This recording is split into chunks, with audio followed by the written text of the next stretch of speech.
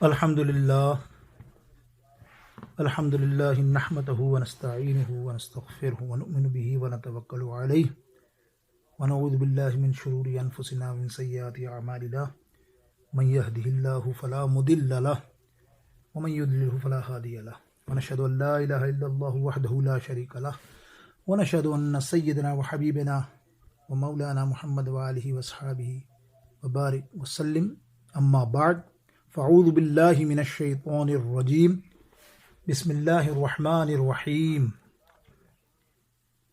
وقضى ربك ألا تعبدوا إلا إياه وبالوالدين إحسانا إما يبلغن عندك الكبر أحدهما أو كلاهما فلا تقل لهما أف ولا تنهرهما وقل لهما قولا كريما صدق الله مولانا العظيم رب اشرح لي صدري ويسر لي أمري واحلل عقدة من لساني يفقهوا قولي غوث اعظم بمن بے سر و ساما مدد قبلہ دین مدد کعبہ ایمان مدد ان اللہ و ملائکتہ یصلون علی النبی یا ایھا الذین آمنوا صلوا علیہ وسلموا تسلیما بآواز بلند اللہم صلی علی سیدنا و مولانا محمد وعلی آلہ واصحابہ وبارک وسلم وصلوا علیہ. الحمدللہ آج ہمارا درس قرآن بسلسلہ ماہانہ چھٹی شریف مرشد اعظم ہم سب کی پہچان سیدی پیر سخی ارشاد علی شاہ صاحب جیلانی نوری رضوی خلیفہ مفتی اعظم ہند رحمہ اللہ تعالی علیہ کی ماہانہ فاتحہ کے موقع پر ماہانہ ہمارا درس ہوتا ہے. جتنے لوگ شریک ہیں آن لائن لائیو اور خاص کر یہاں سننے والے آستانہ عالیہ ارشادیہ پر، سب کو آج کی محفل کے لیے ڈھیروں دعائیں و مبارکباد. اللہ خیر و برکتیں ہم سب کو نصیب فرمائے. آئیے حسب معمول چند اشعار پڑھ کر انشاءاللہ درس کا سلسلہ بڑا مختصر ہوتا ہے، آپ کو معلوم ہے، 25 سے 30 منٹ انشاءاللہ ہم کوشش کرتے ہیں، لیکن کلام پڑھتے ہیں انشاءاللہ برادر اعلیٰ حضرت کا محبت کے ساتھ اور سکون سے پیار سے محبت سے سنیے، ڈھیروں ثواب پائیے. لیکن سب سے پہلے پڑھیے صلی اللہ علیہ یا سب کی آواز آنی چاہیے رسول اللہ سلم علیہ حبیب اللہ تم ذات خدا سے نہ جدا ہو نہ خدا ہو، تم ذات خدا سے نہ جدا ہو نہ خدا ہو. اللہ کو معلوم ہے کیا جانیے کیا ہو، اللہ کو معلوم ہے کیا جانیے کیا ہو. یہ کیوں کہوں مجھ کو یہ عطا ہو یہ عطا ہو، یہ کیوں کہوں مجھ کو یہ عطا ہو یہ عطا ہو، وہ دو کہ ہمیشہ میرے گھر بھر کا بھلا ہو، وہ دو کہ ہمیشہ میرے گھر بھر کا بھلا ہو. اور مٹی نہ ہو برباد پسے مرگ الہی، مٹی نہ ہو برباد پسے مرگ الہی، جب خاک اڑے میری مدینے کی ہوا ہو، آمین کہہ دو، جب خاک اڑے میری مدینے کی ہوا ہو، اور منگتا تو ہے منگتا کوئی شاہوں میں دکھا دے، منگتا تو ہے منگتا کوئی شاہوں میں دکھا دے، جس کو میرے سرکار سے ٹکڑا نہ ملا ہو، جس کو میرے سرکار سے ٹکڑا نہ ملا ہو، اور آتا ہے فقیروں پہ انہیں پیار کچھ ایسا، آتا ہے فقیروں پہ انہیں پیار کچھ ایسا، خود بھیک دیں اور خود کہیں منگتا کا بھلا ہو، خود بھیک دیں اور خود کہیں منگتا کا بھلا ہو، اور ڈھونڈا ہی کریں صدر قیامت کے سپاہی، ڈھونڈا ہی کریں صدر قیامت کے سپاہی، ایک وہ کس کو ملے جو تیرے دامن میں چھپا ہو، وہ کس کو ملے جو تیرے دامن میں چھپا ہو، اور گر وقت اجل اللہم آمین یا رب العالمین، ارے گر وقت اجل سر تیری چوکھٹ پہ جھکا ہو، گر وقت ازل گر وقت اجل سر تیری چوکھٹ پہ جھکا ہو، ارے جتنی ہو قضا ایک ہی سجدے میں ادا ہو، جتنی ہو قضا ایک ہی سجدے میں ادا ہو، اور شکر ایک کرم کا بھی ادا ہو نہیں سکتا، یا رسول اللہ یا رسول اللہ یا رسول اللہ، شکر ایک کرم کا بھی ادا ہو نہیں سکتا، ارے دل ان پہ فدا جان حسن ان پہ فدا ہو، دل ان پہ فدا جان حسن ان پہ فدا ہو، تم ذات خدا سے نہ جدا ہو نہ خدا ہو، صلی اللہ تعالی علیہ وسلم، صلاۃ و سلام علیک یا رسول اللہ۔ انشاءاللہ عز و جل آیت کریمہ تلاوت کی، سورہ اسراء بنی اسرائیل 17 آیت نمبر 23 پارہ نمبر 15۔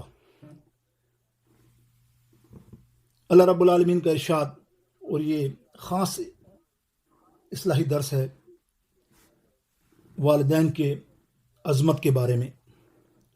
قرآن پاک کا ارشاد ہے، ہمیں آج اس آستان عالیہ پر جتنے حضرات موجود یہ سیکھ کر جانا ہے اور اللہ سے دعا کرنی ہے، مجھ سمیت ہم سب کو اللہ رب العزت درس سن کر وہ سچ مجھے کہنے کی اور سچ پر عمل کی ہم سب کو توفیق نصیب فرمائے۔ اللہ تعالیٰ ارشاد فرماتا ہے، وَقَضَىٰ رَبُّكَ أَلَّا تَعْبُدُوا إِلَّا إِيَّاهُ وَبِالْوَالِدَيْنِ إِحْسَانًا اما یبلغن عندک الکبر احدهما او کلاهما فلا تقل لهما اف ولا تنهرهما وقل لهما قولا کریما. اور آپ کا رب حکم دے چکا ہے کہ تم اس کے سوا کسی اور کی عبادت نہ کرو، پوجا نہ کرو، اور ماں باپ کے ساتھ نیک سلوک کرنا. اور اگر تمہاری زندگی میں دونوں یا ان میں سے کوئی ایک بڑھاپے کو پہنچ جائے تو ان کو اف تک نہ کہنا اور نہ ان کو جھڑکنا، نہ ان سے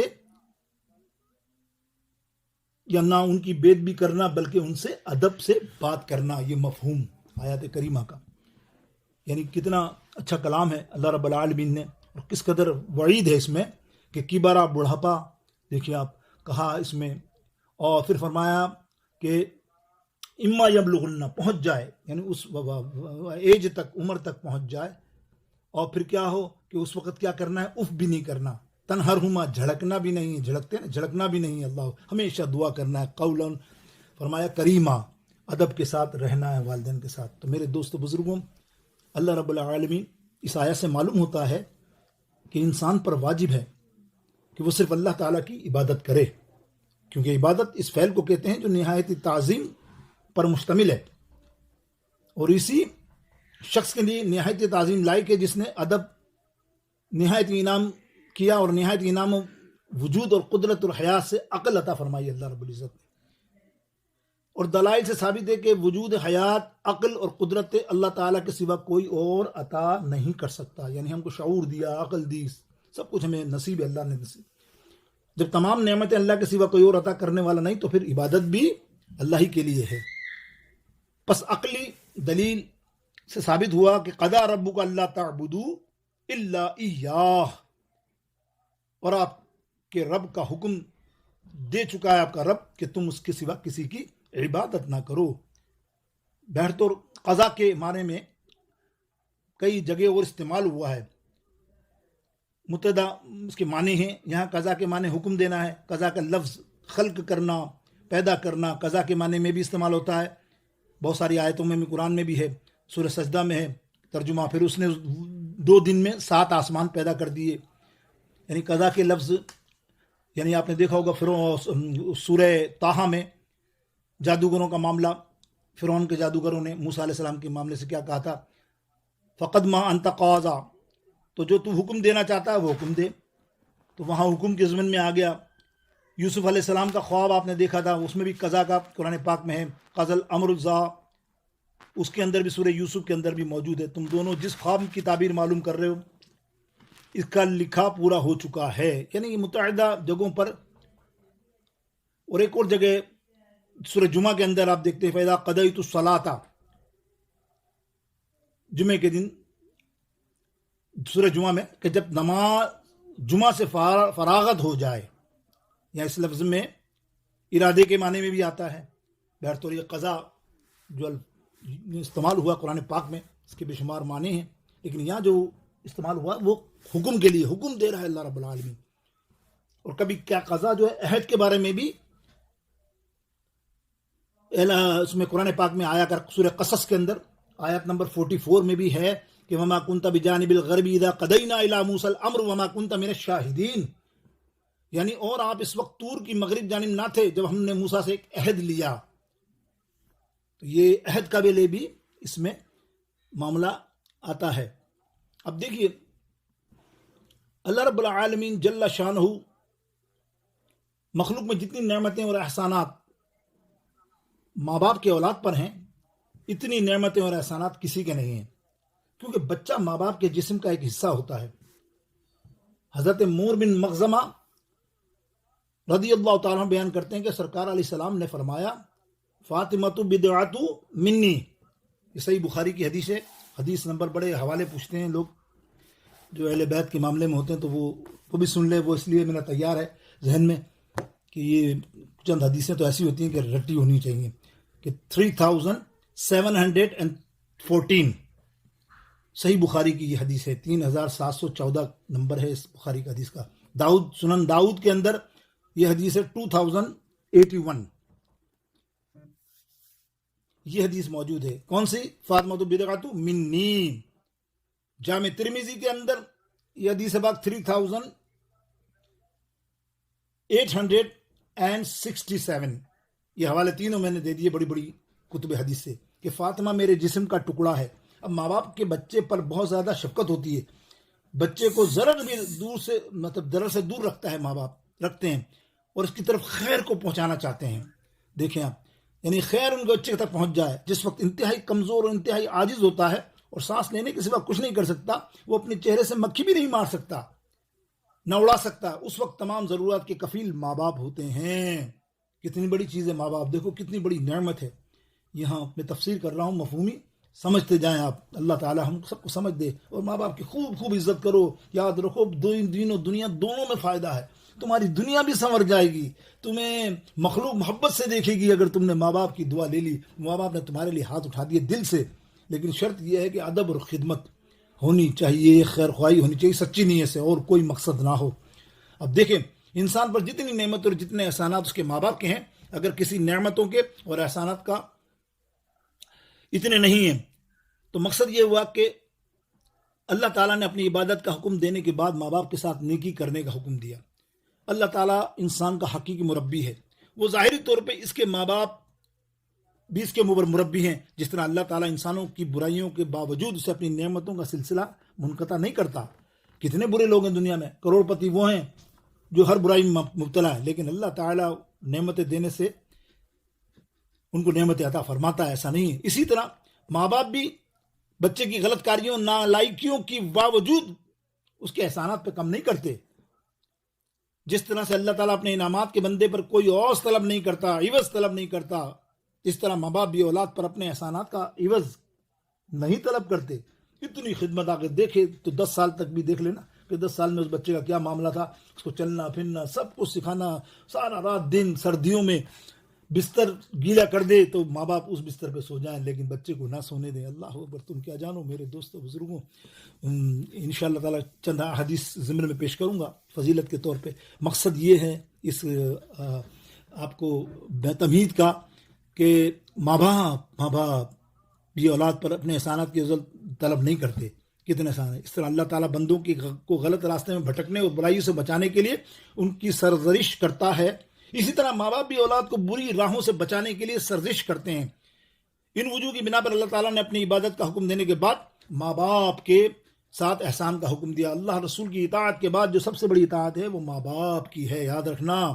ماں باپ کے حصول لذت کے نتیجے میں اولاد ہوئی اور پھر انہی کا احسان ہے۔ اب یہ اعتراض کیا جائے کہ ماں باپ نے اپنی فطری تقاضوں کو پورا کرنے کے لیے یا حصول لذت کے لیے یہ عمل کیا جس کے نتیجے میں اولاد پیدا ہو گئی اور اس کی پرورش کا بار ان پر پڑ گیا، تو ماں باپ کا اولاد پر کون سا احسان ہوا؟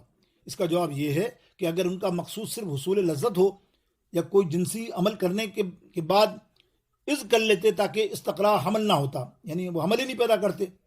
اب تو خاندانی منصوبہ بندی کے تمہارا پتہ کیسے معاملات ہیں کہ 2 کرو 3 کرو، 2 ہی بچے اچھے فلانا فلانا، تو پھر اس میں کیا ہوا؟ وہ تو اولاد کا مقصد نہ چاہتے تو اولاد ہوتی نہیں۔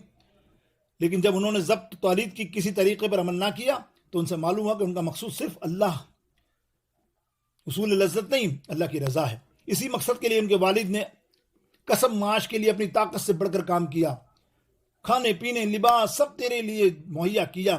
میرے دوستوں بزرگوں، خود بھوکے رہے لیکن اولاد کو اچھا پڑھایا، اچھا کھلایا، اچھا اس کا منصب دیا، اس کو اس قدر احسان اور احسانات اور بے حد و بے حساب۔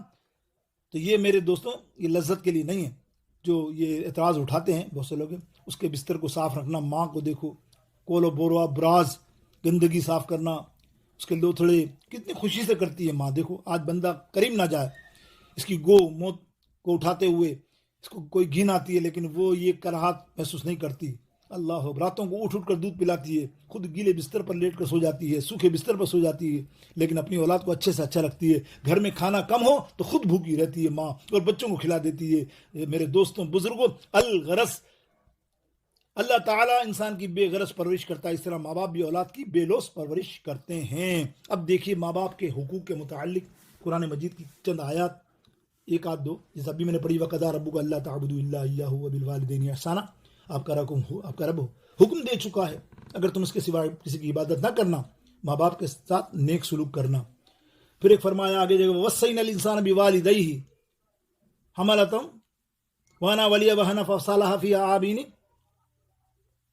ان انشکر لی ولی والدیک والدیک الی المصیر.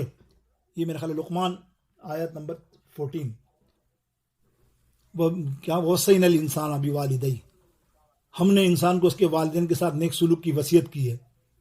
اس کی ماں نے دکھ پر دکھ اٹھا کر اس کو حمل میں رکھا، اس کا دودھ چھڑانا 2 سال میں ہے. ہم نے یہ وصیت کی میرا اور اپنے والدین کا شکر ادا کرو. تم سب نے میری وصینا الانسان بوالدیہ احسانا فرمایا، اور ہم نے انسان کو اس کے والدین کے ساتھ نیک سلوک کرنے کا حکم دیا. تو یہ ایک اور جگہ سورہ بقرہ کے اندر ہے 215 کہ یسألونک ماذا ينفقون قل ما انفقتم من خیر فلوالدین والاقربین والیتامى والمساکین وابن السبیل. اور وہ آپ سے پوچھتے ہیں کہ کیا وہ خرچ کریں. آپ کہیے کہ تم جو بھی پاک مال خرچ کرو وہ والدین کے لیے اور رشتہ داروں کے لیے اور یتیموں کے لیے، مسکینوں مسافروں کے لیے خرچ کرو. اب آئیے احادیث، کچھ آیتیں میں نے کی، کچھ انشاءاللہ احادیث ماں باپ کے حقوق اور ان کی عظمت کے لیے. حضرت عبداللہ بن مسعود رضی اللہ تعالی عنہ، صحیح مسلم شریف، بخاری، متفق علیہ حدیث. کل میں نے جمعے کے دن اگر آپ سنیں میرا بیان تو اس میں متفق علیہ اور بخاری اور مسلم کا میں نے تعارف کرایا. اگر علم سیکھنا چاہتے ہیں، محبت اپنے مرشد خانے سے، سچی بات کر رہا ہوں، باقی نہیں، باقی لوگوں کے لیے نہیں، جو واقعی حقیقی طور پہ اپنے مرشد خانے سے، اپنے پیر سے محبت کرتے ہیں، تو بیانات سنا کریں یار.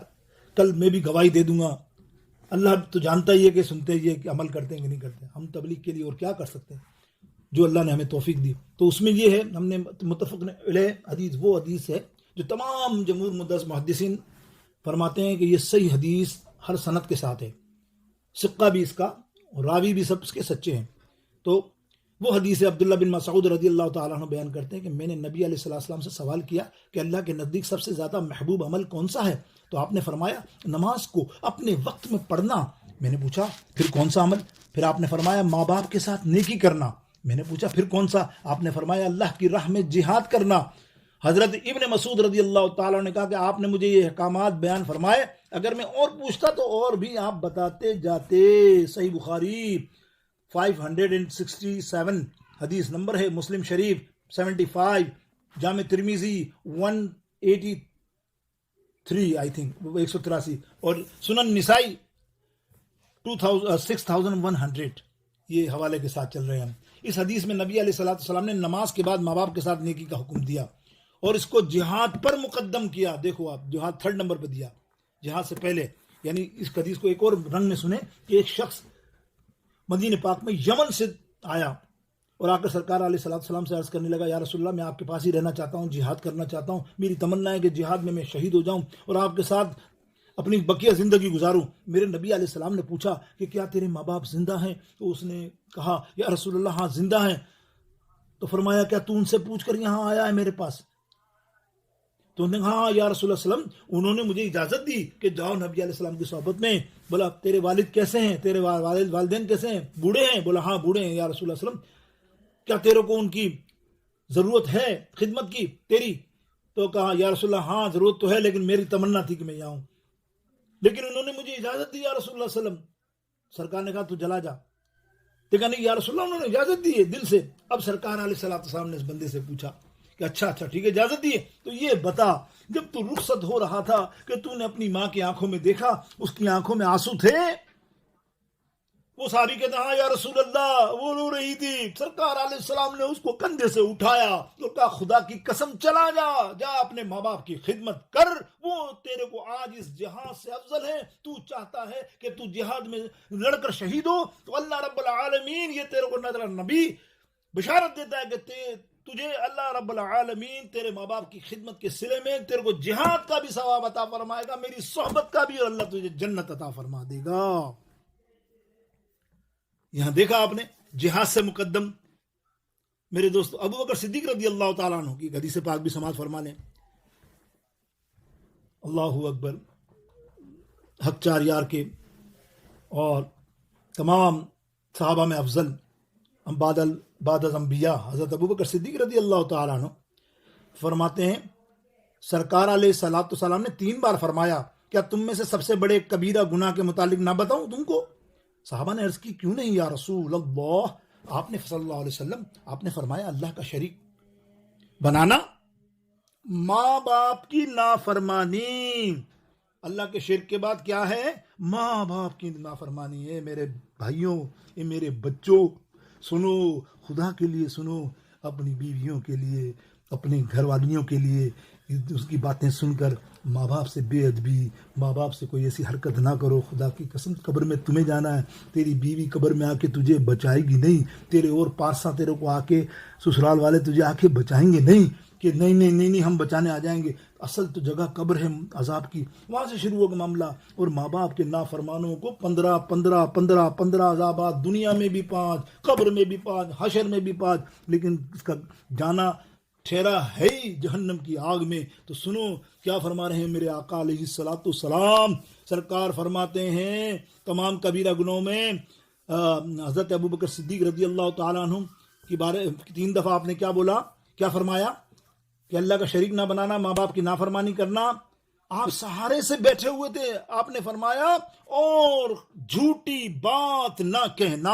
آپ نے یہ بات تکرار کے ساتھ کی، کبھی جھوٹ نہ بولنا. یہ بھی میرا جمعے کا بیان ہے، جھوٹ کا گزرا ہے. سبحان اللہ، کیسی حدیث آئی ہے کہ میری آپ کے سامنے اعلان بھی ہو گیا، میرے کو ثواب بھی مل جائے اگر آپ سنیں. وہ کہ صحیح بخاری کی یہ حدیث پاک ہے، میں نے ابھی بتائی. صحیح مسلم شریف کی بھی یہی حدیث ہے، اور حوالے بھی دے کر میں نے آپ کو بتا دیا. اور حضرت عبداللہ بن عمر رضی اللہ تعالیٰ بیان کرتے ہیں کہ تمام کبیرہ و گناہوں میں سب سے بڑا گناہ انسان اپنے والدین کو گالی دے یا لعنت کرے. کہا گیا یا رسول اللہ علیہ وسلم کوئی شخص اپنے ماں باپ کو کیسے لعنت دے گا؟ فرمایا ایک شخص دوسرے شخص کے ماں باپ کو گالی دیتا ہے تو وہ دوسرا شخص اس کے ماں باپ کو گالی دے گا. تو اس کا مقصد تم نے اپنے ماں باپ کو گالی دی، یعنی گالی تو دلوائی، ذریعہ تم بنے. یہ بھی صحیح بخاری اور صحیح مسلم کی متفق علیہ حدیث جو میں نے بیان کی. اب دیکھیے حضرت میں نے بیان کیا دوسرے صحابی حضرت اسماء بنت ابو بکر صدیق رضی اللہ تعالی عنہ، یہ صاحبزادی ہیں سیدنا صدیق اکبر رضی اللہ تعالی عنہ. ماشاء اللہ یہ بیان کرتی ہیں کہ میری والدہ میرے پاس آئیں. توجہ سے سنیے گا، میری والدہ میرے پاس آئیں، اور یعنی وہ رسول اللہ صلی اللہ علیہ وسلم کے عہد میں مشرکہ تھیں. میں نے رسول اللہ صلی اللہ علیہ وسلم سے پوچھا یا رسول اللہ صلی اللہ تعالی علیہ وسلم، وہ اسلام سے اعراض کرتی ہیں، کیا میں ان کے ساتھ صلہ رحم کروں، میں ان کی خدمت کروں، ان کے ساتھ اچھا سلوک کروں؟ تو آپ نے فرمایا تم ان کے ساتھ اچھا سلوک کرو گی چاہے وہ مشرکہ ہوں. یہ مطلقاً فرما دیا ہر ایک امتیوں کے لیے کہ اگر تمہارے والدین اسلام میں داخل نہیں ہیں تب بھی تم ان کی وہی خدمت کرو جو ایک مسلمان اپنی ماں کی کرتا ہے. ہاں غلط مشورہ یا غلط بات شریعت کے خلاف اس کی نہیں سننی. یہ بھی متفق علیہ حدیث ہے، صحیح بخاری، صحیح مسلم، ابو داؤد شریف. اب ماں باپ کے ساتھ میں نے 2 منٹ اس کا لے لوں. ماں باپ کے ساتھ حسن سلوک کرنا جہاد پر مقدم. دیکھیے آپ مختصر میں سنا رہا ہوں، میں آپ کی تفصیل آپ کو سنا چکا. حضرت عبداللہ بن عمر راوی ہیں، ایک شخص نے نبی علیہ السلام سے پوچھا کیا میں جہاد کروں؟ طویل حدیث میں سنا چکا. آپ نے پوچھا تمہارے ماں باپ ہیں؟ اس نے کہا جی ہاں. آپ نے فرمایا تم ان کی خدمت کرو، تم کو جہاد تم نے کر لیا، یعنی تم جہاد میں ہو. یہ بھی حدیث صحیح بخاری 5972، مسلم شریف 2549. یہ میں حوالے اس لیے دے رہا ہوں کہ آپ کے ذہن میں رہیں، آپ یاد رکھو. اللہ اکبر کہ ہم کوئی ایسی گھڑی ہوئی حدیث نہیں بیان کرے. الحمدللہ ہم بالکل جو ہے متفق علیہ حدیث جو بخاری اس میں ہے اس سے ہم آپ کے سامنے بیان کر رہے ہیں. ایک روایت میں جنت ماں کے قدموں کے نیچے ہے. اللہ اکبر، یہ نسائی شریف کی حدیث ہے نا. اور 3104 حضرت انس بن مالک رضی اللہ تعالیٰ راوی ہیں، رسول اللہ صلی اللہ علیہ وسلم نے فرمایا جنت ماؤں کے قدموں کے نیچے ہے. کنز العمال شریف میں بھی حدیث ہے. اور امام ابن ابی شیبہ رحمۃ اللہ رضی اللہ تعالیٰ عنہ سے روایت کرتے ہیں کہ رسول اللہ صلی اللہ علیہ وسلم نے فرمایا جب تمہاری ماں تم کو نفل نماز میں بلائے، تم پڑھ رہے ہو تو چلے جاؤ، اور جب تمہیں باپ بلائے تو نہ جاؤ. الدر المنصور جلد نمبر 5 میں یہ بات موجود ہے. اب دیکھیے ولا تنہرہما اما یبلغن، اس کی شرح میں محدثین نے حدیث لائیں، اور اس کے اندر یہ فرمایا اس آیت میں کہ اگر تمہاری زندگی میں دونوں یا ان میں سے کوئی ایک بڑھاپے کو پہنچ جائے تو اس کی کو سامنے اف تک نہ کرنا. اف اف اف اف بہت بہت چھوٹی چیز ہوتی ہے، یعنی منہ خراب کر لینا کبھی ایسے، ارے یار، دل میں بھی خیال کر لینا، یہ بھی اف میں آتا ہے، بولنا الگ چیز ہے. تو پھر کیا فرمایا کہ اف نہ کہنا اور نہ اس کو جھڑکنا ماں باپ کو. حضرت ابو ہریرہ رضی اللہ تعالیٰ عنہ راوی ہیں، سرکار علیہ السلام نے فرمایا کہ ناک اس کی خاک آلود ہو، پھر ناک اس کی خاک آلود ہو. آپ سے کہا گیا یا رسول اللہ کس کی؟ جس نے اپنے ماں باپ کے بڑھاپے کو پایا اور ان میں سے کسی ایک یا دونوں کے، پھر وہ دونوں میں سے کسی ایک کو پایا اور اس کی خدمت نہ کر سکا اور اس نے اس کی ہتک کی، بے ادبی کی، تو پھر کیا ہوا؟ پھر وہ شخص جنت میں داخل نہیں ہوگا. صحیح مسلم شریف حدیث نمبر 2551. حضرت اب ہم انشاءاللہ عز و جل جھڑکنے کا بھی ایک حدیث سن لیجئے. اللہ اکبر. پھر اس کے بعد میرے سرکار نے فرمایا اگر دونوں یا ان میں سے کوئی ایک بڑھاپے کو پہنچ جائے تو اس کے اف تک نہ کہنا اور نہ ان کو جھڑکنا، ان سے ادب سے بات کرنا، یعنی اپنے ماں باپ سے گھن نہ کھانا. جس طرح ان کو تم سے گھن نہیں آتی کبھی جب تم گندگی کرتے تھے، وہ تمہارے بول و براز اٹھاتے تھے، ان کی بدبو پر ناک نہیں چڑھاتے تھے، نجاست صاف کرتے تھے، تو اس طرح بڑھاپے یا بیماری کی وجہ سے ان کے جسم میں کوئی ناگوار بو آئے تو تم ناگواری سے اف نہ کرنا. سنو یہ افن فلا تنہرہما، اف تک نہ کرنا. اور جب ماں باپ کو اف تک کہنے کا منع ہے تو اس کے ساتھ سخت لہجہ بھی بات کرنا بھی، اور اس کے ڈانٹ ڈپٹ یا بری بات یا طنز یا ان کو مارنے کے لیے آگے بڑھنا تو بطریق اولا خطرناک گناہوں میں سے گناہ منع ہے. جب انسان ماں باپ سے بات کرے نگاہ نیچی رکھے، پست آواز میں بات کرے، ایسے لہجے میں بات کرے جو توہین آمیز نہ ہو، اور نہ کوئی ایسی بات کرے جس سے ان کے دل کی شکنی ہو. اور البتہ اگر وہ شریعت کے خلاف کوئی بات کہے تو اس میں ان کی اطاعت نہ کرو. مثلا اگر وہ کہے کہ اپنی بہن سے بات نہ کرو، یا اپنے بھائی کو چھوڑ دو، اپنی خالہ یا ماموں سے چھوڑ دو، بات نہ کرو، تو اس میں ان کا حکم نہ مانا جائے، کیونکہ رشتہ داروں سے تعلق توڑنے کی شریعت میں ممانعت ہے. تاہم ان سے اس طرح بات کرے کہ ماں باپ کو بھی پتہ نہ چلے اور ان سے بھی متعلقہ چپ چاپ رکھے تاکہ ماں باپ کی بھی دل آزاری نہ ہو. وآخر دعواہم ان الحمد للہ رب العالمین. اللہ رب العزت جل شانہ، اللہ تعالی ہمیں علم کی دولت نصیب فرمائے، علم سیکھنا نصیب فرمائے. اے اللہ ہمیں علم کے سفر میں رکھ، مجھ گناہ گار کو اپنی اصلاح کرنے کی خاص پہلے توفیق عطا فرما. اور جتنے لوگ ہیں میرے ساتھ جڑے جہاں کہیں بھی جو سن رہے ہیں، اللہ ان سب کی اصلاح کی مجھے خاص توفیق عطا فرما. اے اللہ مدینہ پاک کا سفر نصیب فرما، مدینہ پاک میں مدفن نصیب فرما. اے یا رب العالمین، یا رب العالمین. اور مٹی نہ ہو بعد پسے مرگ الہی، جب خاک اڑے میری مدینے کی ہوا ہو. آمین اللہم آمین. وصلی اللہ تعالی علی خیر خلق وآلہ وصحبہ اجمعین برحمتک یا ارحم الراحمین.